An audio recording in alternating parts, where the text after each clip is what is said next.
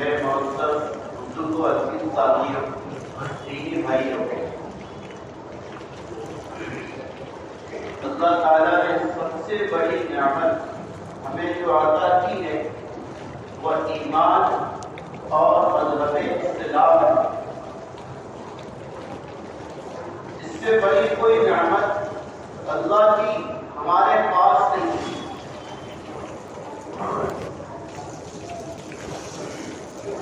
اس لیے نبی اکرم صلی اللہ علیہ وسلم نے صحابہ کو ایمان کے فضائل بتا کر ایمان پر استقامت سمجھائی۔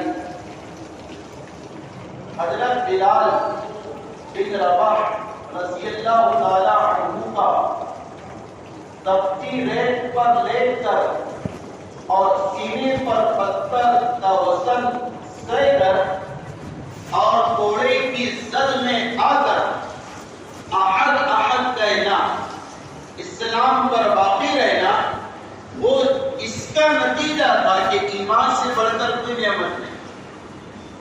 چاہے جان چلی جائے، عیش اور آسائش، آرام اور راحت، اس سے میں دور ہو جاؤں لیکن ایمان نہیں چھوڑوں گا۔ اس کو سمجھا تھا۔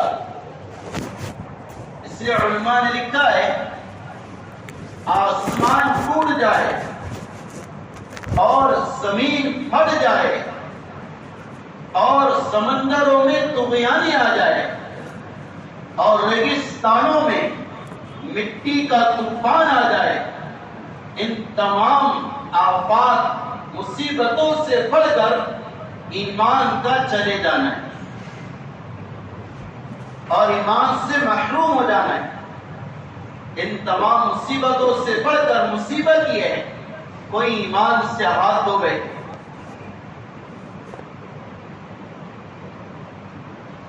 اس لیے نبی اکرم صلی اللہ علیہ وسلم نے فرمایا قیامت سے پہلے فتنے ایسے آئیں گے، رات کی تاریکی اور اندھیری کی طرح کثرت سے ہوں گے، جیسے رات کی تاریکی کا اندھیرا ہر جگہ پہنچتا ہے، سمندر میں، ریگستان میں، گلستان میں، بوستا میں، ہر جگہ اس کا احساس اور نظارہ ہوتا ہے، اسی طرح فتنے ہر جگہ موجود ہوں گے۔ اور آپ نے فرمایا جیسے کوئی ہار ہو، اس کا ایک دانہ ٹوٹتا ہے، وہ جس طرح بعد میں دانے لگاتار تسلسل سے گرتے ہیں، اسی طرح ایک کے بعد دوسرا فتنہ آتے رہتے۔ اور آپ نے فرمایا ایک مسجد ہوگی، اس میں نماز پڑھنے والے 1000 ہوں گے، لیکن آپ کہہ رہے ان 1000 میں ایک بھی پختہ ایمان والا نہیں ہوگا۔ اور سنو، نبی اکرم صلی اللہ علیہ وسلم نے فرمایا ایک مسجد ہوگی، جمعہ کا مجمع ہوگا، مسجد فل ہوگی، لیکن ایک بھی پختہ ایمان والا نظر نہیں آئے گا۔ ایسے فتنے اپنا شکار کریں گے اور فتنے لوگوں کو اپنے زد میں لیں گے کہ تکمیل ایمان کی نظر نہیں آئے گی۔ اس لیے انبیاء علیہ السلام کے علاوہ کوئی اپنے ایمان پر مطمئن نہیں ہو سکتا ہے، یہ عقیدے کی بات ہے، اسے سمجھو۔ انبیاء علیہ السلام تنہا ایک ایسا طبقہ ہے ان کے ایمان پر پیدا ہونے کی اور ایمان پر موت اور وفات کی گارنٹی ہے۔ نعوذ باللہ کوئی نبی ایسا نہیں ہوا دنیا کی تاریخ میں کہ نبی اللہ نے بنایا ہو اور بعد میں مرتد ہو گیا ہو، ایسا نہیں ہے۔ نبی ایمان پر ہی وفات پاتا ہے، گارنٹی۔ نبی کے علاوہ جو دوسرا طبقہ ہے جس میں پہلے سب میں صحابہ ہے، تابعین، تبع تابعین، اتباع تابعین، علماء امت اور عوام امت، ان میں سے کسی کے ایمان پر وفات کی گارنٹی نہیں۔ ہاں صحابی بھی ہے لیکن اس صحابی کے ایمان پر بھی شیطان حملہ کر سکتا ہے. کئی واقعات ہیں، جیسے روایت میں ہے نبی اکرم صلی اللہ علیہ وسلم نے فرمایا لوگ 3 قسم کے ہیں، بلکہ 4 ہیں. لوگ 4 قسموں پر ہیں. ایک تو وہ ہے ایمان والے پیدا ہوئے، ایمان والے موت آئی. دوسرے وہ ہے کافر پیدا ہو گئے، کافر کی حالت میں موت آئی. تیسرے وہ ہے ایمان کی حالت میں پیدا ہوئے، مریں گے کفر پر. اور چوتھی یہ ہے کافر پیدا ہوئے، کوئی عمل اللہ کو پسند آ گیا، اللہ موت سے پہلے ایمان عطا کر دے. حجت الاسلام مولانا قاسم نانوتوی رحمت اللہ علیہ کے پڑوس میں ایک مجوسی رہا کرتا تھا، آگ کی پوجا کرنے والا. اس کا انتقال ہوا. حضرت نے اس کو خواب میں دیکھا، وہ جنت میں سیر کر رہا ہے اور جنت کی نعمتوں سے لطف اٹھا رہا ہے. حضرت نے پوچھا تو یہاں پر کس طرح آ گیا؟ حالانکہ جنت تو مسلمانوں کی جگہ ہے. کہا کہ گرو جی تھا کفر میں، لیکن مجھے ایمان اچھا لگتا تھا. تو جب میری موت کا وقت آیا تو میرے آس پاس میرے اقارب اور رشتے دار تھے. میں نے ان کے چہرے کو دیکھا اور پھر اپنے دل میں غور کیا کہ جس دھرم پر تو تھا اس سے تجھے کبھی سکون نصیب نہیں ہوا، تو چلو میں آخری وقت میں جو دھرم مذہب اسلام ہے اس کو قبول کرتا ہوں. تو میں نے کلمہ طیبہ پڑھ لیا اور میری موت ہو گئی. اللہ نے اسی پر میری بخشش کر دی اور جنت عطا کر دی. پیدائش کفر پر اور وفات ایمان پر. ایک روایت میں نبی اکرم صلی اللہ علیہ وسلم نے فرمایا، آپ نے ایک سورت پڑھی، سورہ نصر، اذا جاء نصر اللہ والفتح وَرَأَيْتَ النَّاسَ يَدْخُلُونَ فِي دِينِ اللَّهِ أَفْوَاجًا. جب فتح آئیں گی، نصرت آئیں گی تو آپ دیکھیں گے بڑی بڑی جماعت اسلام میں داخل ہو رہی. آپ نے صحابہ کو یہ سنایا اور پھر آپ رونے لگے اور آپ کی عجیب کیفیت ہو گئی.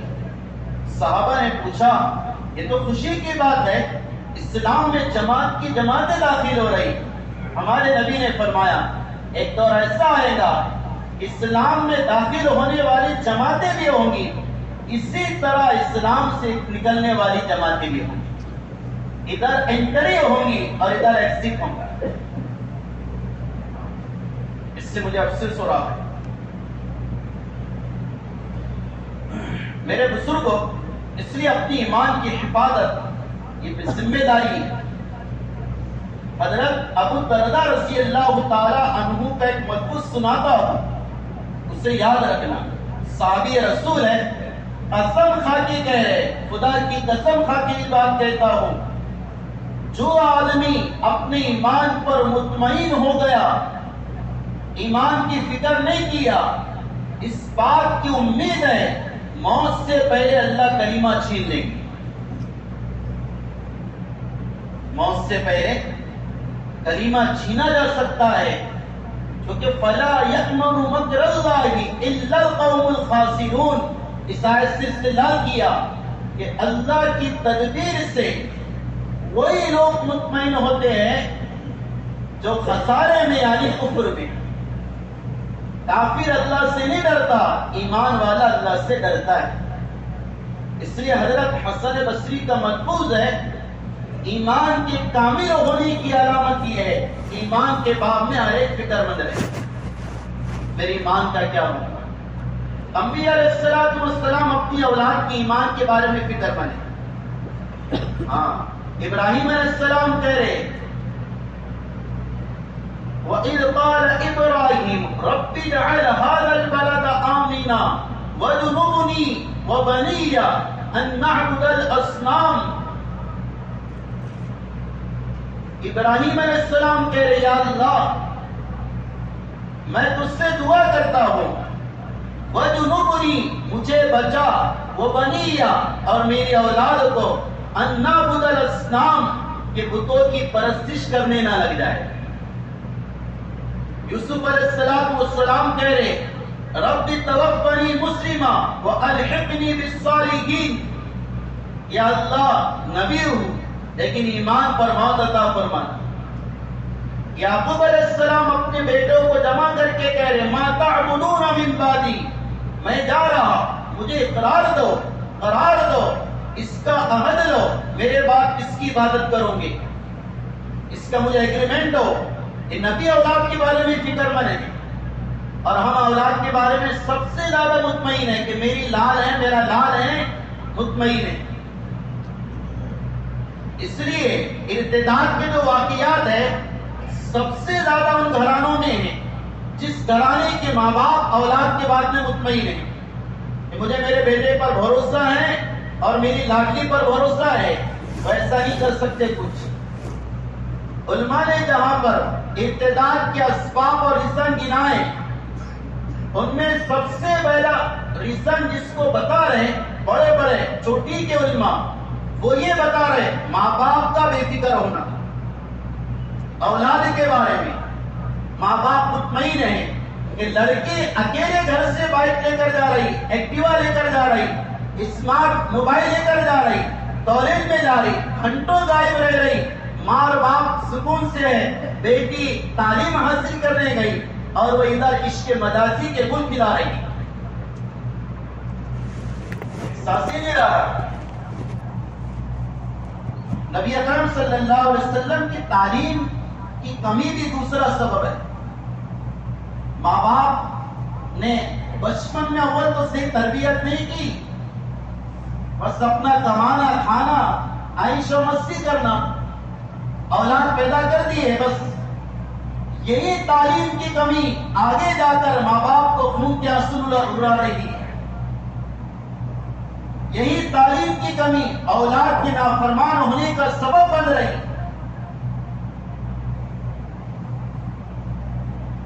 اس لیے نبی اکرم صلی اللہ علیہ وسلم نے فرمایا سب سے پہلا ہدیہ اور بڑا ہدیہ بڑا گفٹ باپ کی طرف سے اولاد کو جو دیا جاتا ہے وہ نیک تعلیم ہے اچھی تربیت ہے ایک اسلامی کلچر ہے ایک ایمانی اور اسلامی تمدن اور تہذیب ہے.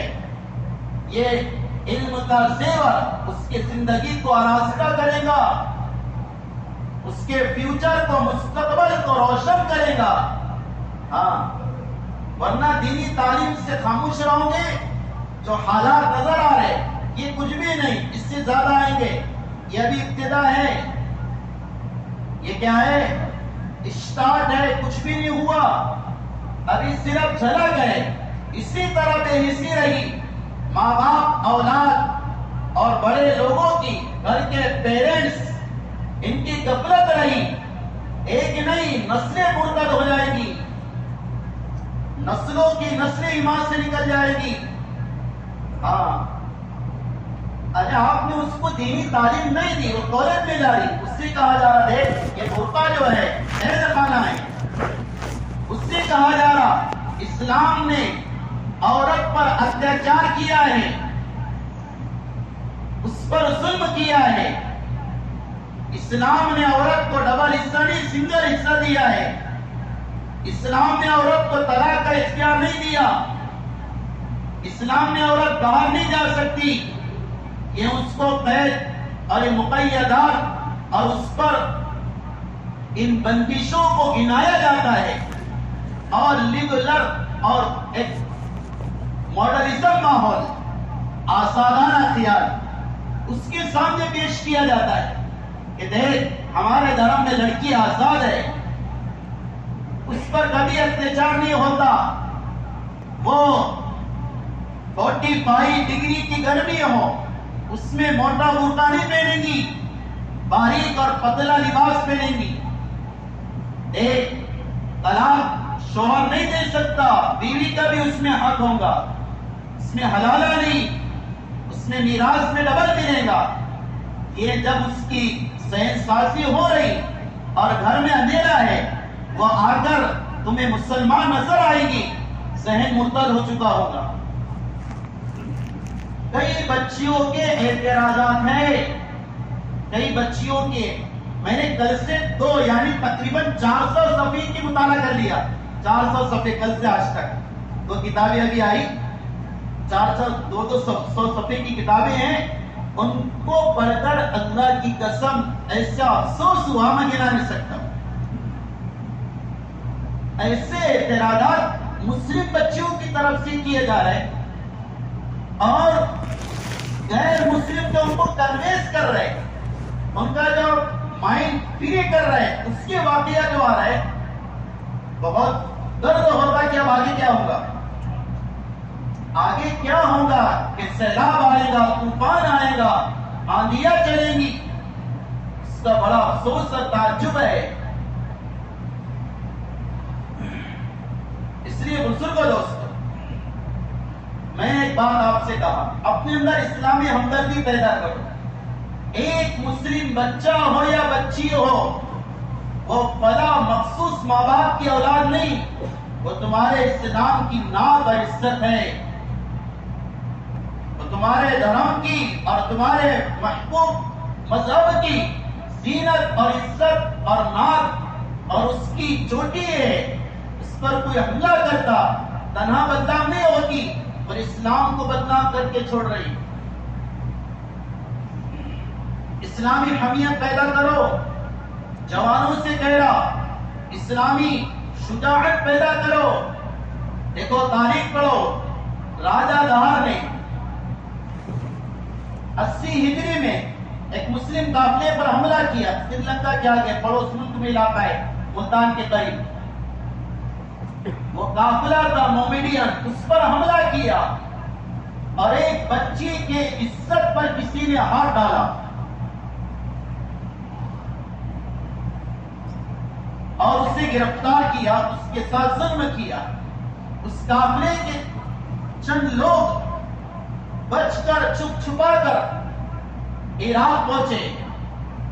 اس زمانے میں بنو امیہ کی سلطنت تھی، اس کا ایک ظالم فرد حجاج بن یوسف جو ولید کی طرف سے نگراں تھا، گورنر تھا، اس سے کہا دیکھ ایک مسلم بچی پر غیر نے ہاتھ ڈالا، اور حجاج سن، جب اس کی عزت پر کسی کا ہاتھ پڑا، اس کے زبان کے الفاظ تھے یا للحجاج یا للحجاج یا للحجاج، اے حجاج تیری بہن تجھے مدد کے لیے پکار رہی ہے۔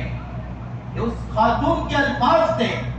حجاج تاریخ کا کوئی منصف بادشاہ نہیں، ظالم ہے، کوئی اچھا کردار والا نہیں، برے کردار والا ہے۔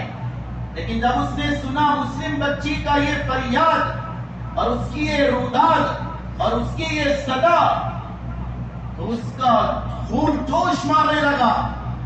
اس نے اپنے دربار میں قسم کھایا، اس پیٹ پر پلنگ حرام ہے، سوؤں گا نہیں، اور مجھ پر میری بیوی حرام ہے جب تک کہ اس بچی کو کافروں سے آزاد نہ کرا دوں۔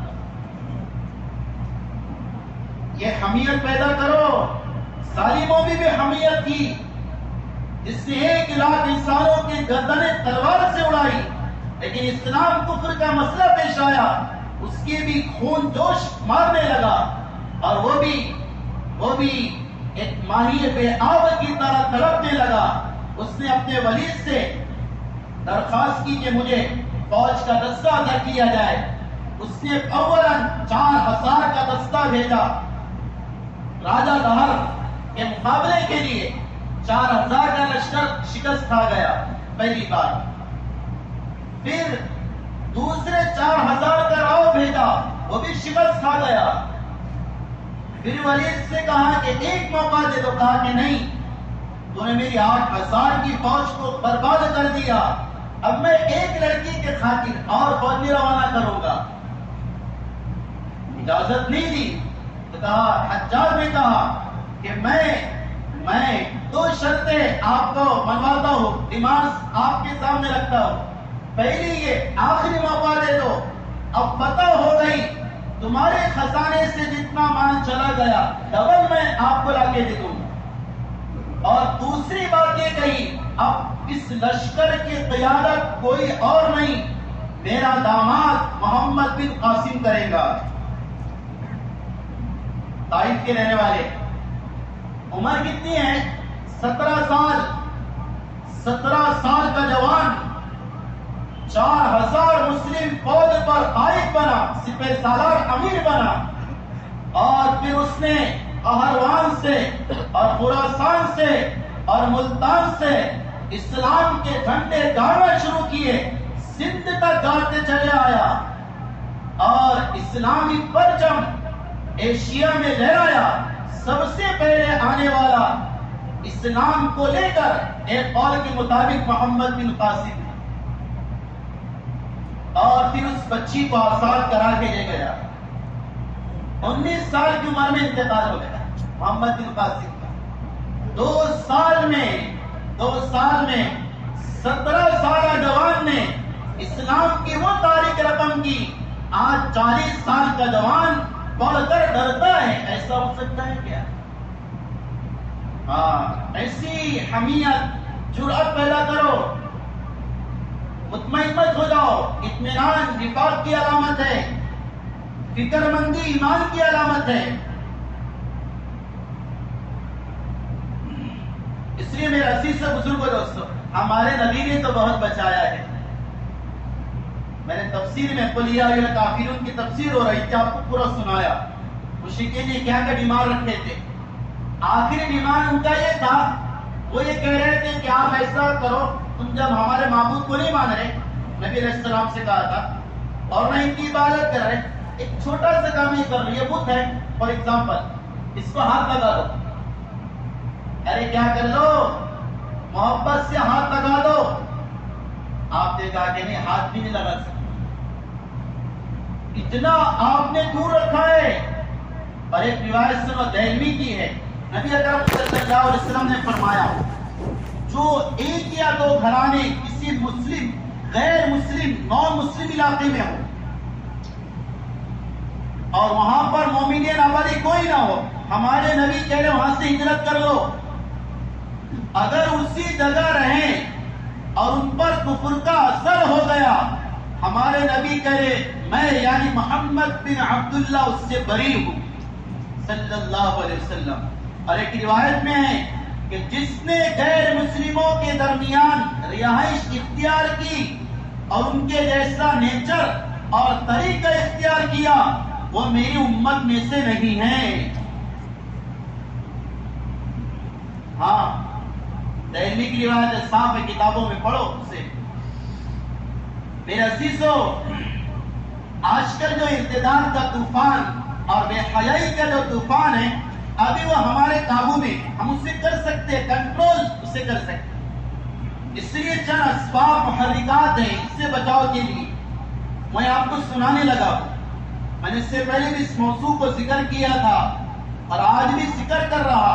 میرا موضوع آج حج کا تھا، حج کا آپ کو سنا، لیکن میں نے مطالعہ کیا تو بیان کیے بغیر صبر نہیں آیا. اس لیے آپ سے کہہ رہا کچھ کتابیں پڑھو، میں انشاءاللہ اس کو بھیجوں گا، گروپ میں ڈالوں گا، ان کتابوں کا مطالعہ کرو. آپ کی آنکھیں شستر رہ جائیں گی کہ کیا ہو رہا ہے. بالکل پکی بات ہے، سمجھے. جو پلاننگ اور جو تنظیمیں کام کر رہی، وہ پلاننگ بالکل صحیح ہے، اور یہ ابھی بھی 50 سالہ محنت کا نتیجہ اب ظاہر ہونے لگا ہے.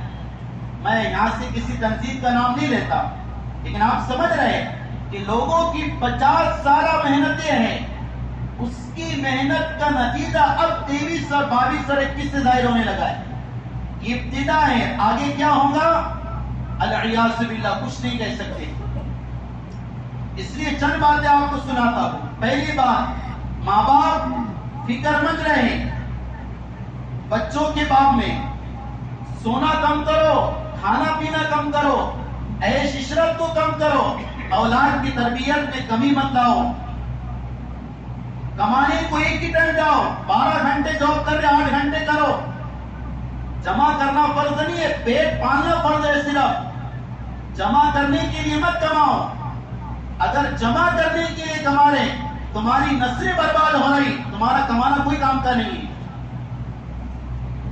اور کوئی مزدور ہے، کوئی خدمت کرنے والا ہے، 8 گھنٹے کر رہا 6 گھنٹے کرے، 2 گھنٹے بچے اور بیوی کو دو. گھر میں اولاد کو موبائل کے حوالے مت کر دو. دے بیٹا موبائل. بیوی کو آزاد مت چھوڑ دو، لے موبائل.